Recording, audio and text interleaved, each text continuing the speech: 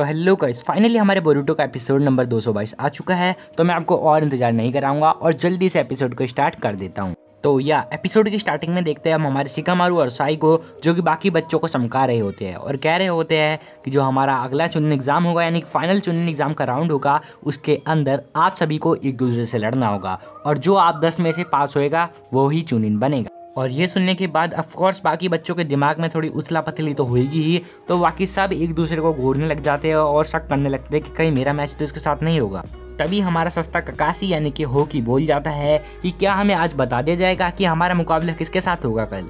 भाई होकी मान गया, तू बस ककाशी जैसा दिखना नहीं चाह रहा, तू उसका जैसा बनना भी चाह रहा है। तभी हमारी शारदा उचिया बोल जाती है कि क्या तुम अपने अपोनेंट को एनालाइज करने वाले हो। तभी हमारा मित्सुकी एक गंभीर मूड में आते हुए कहता है कि जो फाइनल राउंड है वो ऑलरेडी स्टार्ट हो चुका है। उसके बाद शिकामारू बोलता है कि चुनिन बनना कोई बच्चों का खेल नहीं है, इसके लिए काफी ज्यादा मेहनत लगती है। देन हमारे नारुतो जी बोलते हैं कि कल के लिए तुम्हारे पास पूरा टाइम है, कि कल तुम जो करना चाहते हो कर सकते हो। तुम चाहो तो ट्रेनिंग कर सकते हो, तुम चाहो तो रेस्ट कर सकते हो, ये तुम्हारे ऊपर है। देन इसके बाद सीन शिफ्ट होता है और हमें दिखाया जाता है एग्जाम से एक रात पहले का सीन, जहाँ पे हमारा बोरूटो कहता है कि मुझे लगा था कि आज मैं एक चुनिन बन चुका हूँ। लेकिन तभी शारदा कहती है चिंता मत करो, मुझे पहले से ही पता लग चुका था कि इतना आसान नहीं होगा चुनिन बनना।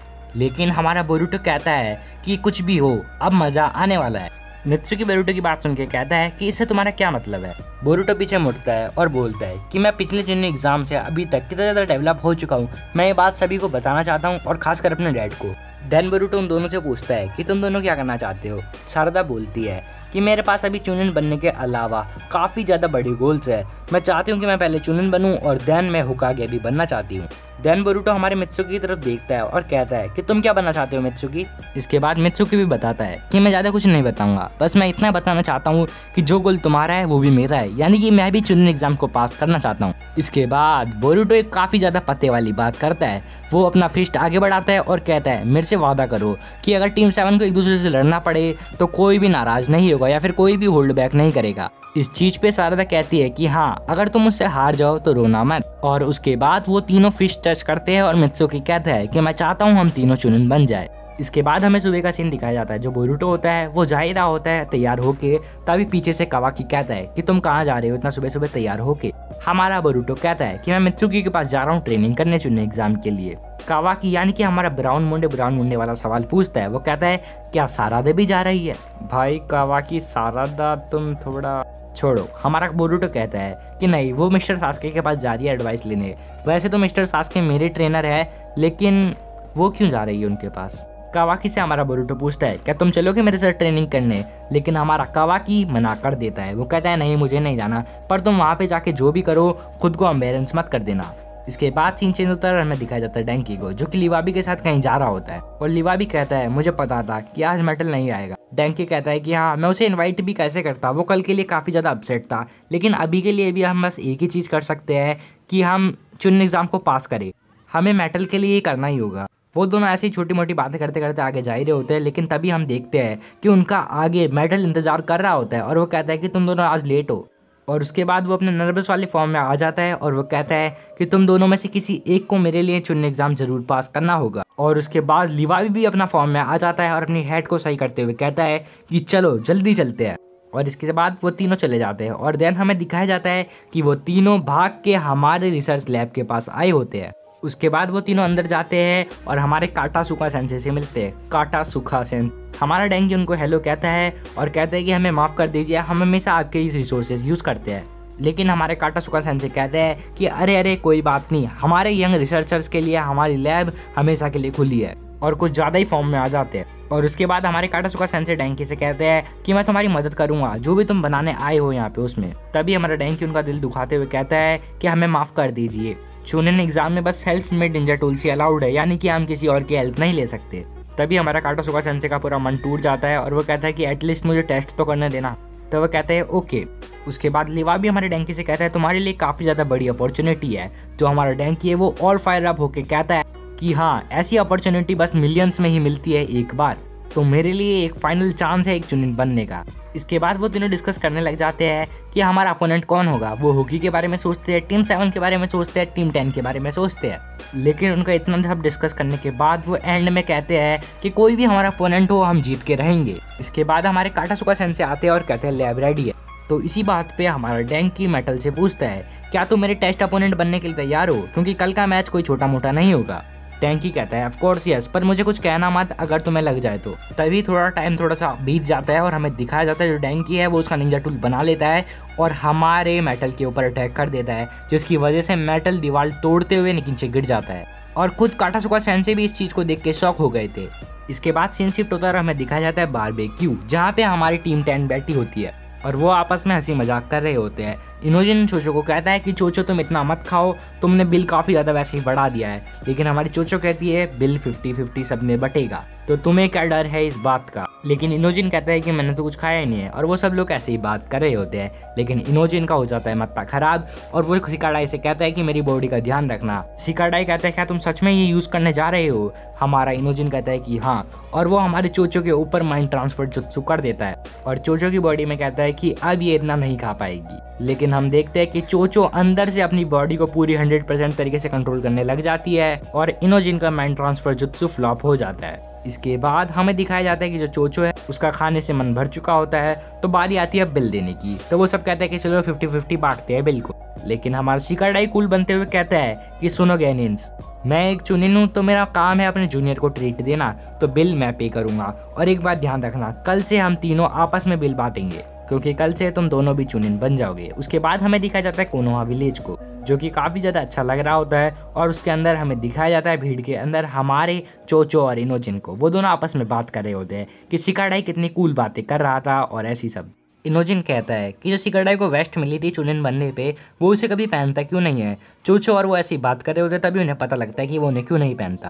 वो बोलते हैं कि हमें पता लग चुका है वो उसे क्यों नहीं पहनता। वो बताते हैं कि वो चाहता है कि हम तीनों उस सेम ड्रेस को एक साथ पहने, मतलब उन तीनों पे सेम ड्रेस हो। और वो दोनों कहते हैं कि हम दोनों हारना अफोर्ड नहीं कर सकते हमारे शिकाडाई के लिए। इसके बाद ऑलमोस्ट शाम हो चुकी होती है और हमें दिखाया जाता है साई को, जो कि किसी को ढूंढ रहा होता है और वो ढूंढ रहा होता है टीम 25 को, यानी कि हमारे सस्ते ककाशी की टीम। और वो उन तीनों को ढूंढ भी लेता है। वो तीनों को कहता है कि मैं तुम्हें कुछ एडवाइस देने आया था, पर तुम तो पहले से चंट हो, मुझे पता है। वो तीनों आपस में बात कर रहे होते हैं। तभी साई को देख के हमारा हॉकी कहता है कि कल के मैच में मैं ही जीतूंगा। हॉकी के टीममेट कहते हैं कि हमें पता है कि हमारा हॉकी जरूर चुनिन बनेगा, क्योंकि आपने हमें आनबो ब्लैक ऑप्स की फाइटिंग स्टाइल के बारे में बता रखा है, इसलिए हम ही जीतेंगे। साई काफ़ी ज़्यादा पते की बात करता है और कहता है कि वो तो कल ही देखा जाएगा।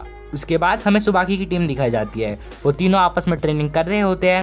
वासाबी जो होती है वो शिवाकी के ऊपर एक काफ़ी ज़्यादा खतरनाक अटैक करने जा रही होती है, लेकिन सुबाकी उसे रोक देती है और कहती है आज के लिए बस इतना ही। सुबाकी कहती है कि अगर हम इतना फाइट करेंगे आज, तो हम कल क्या करेंगे, यानी कि कल के लिए हमारे लिए एनर्जी बचेगी ही नहीं।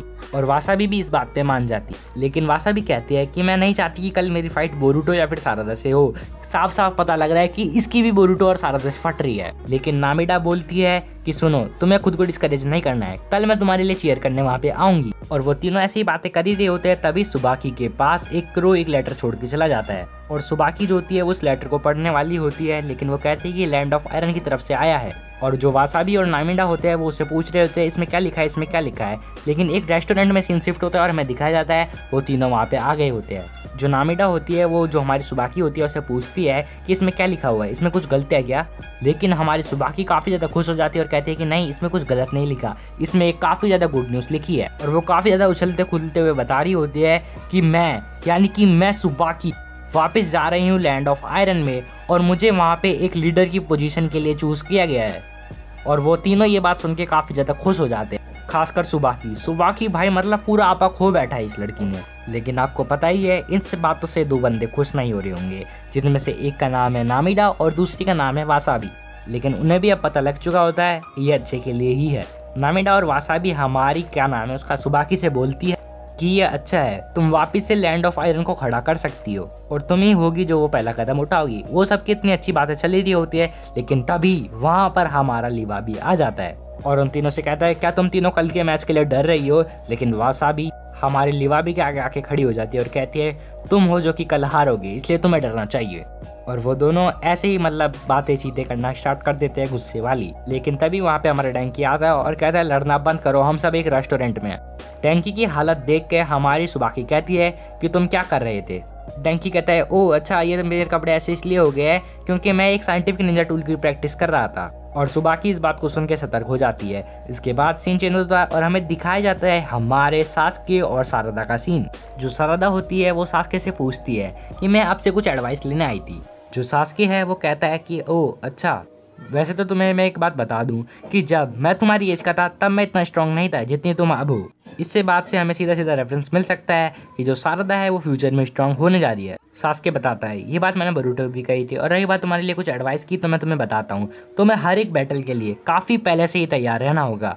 मैंने अपनी रेनेगन खो दी पिछली फाइट में, लेकिन मुझे इसका कोई दुख नहीं है क्योंकि मैं पहले से ही तैयार था। और थोड़ी देर सोचने के बाद सारदा कहती है कि आज से मैं भी हर चीज़ के लिए तैयार हूँ। और वो वहाँ से जाने लगती है।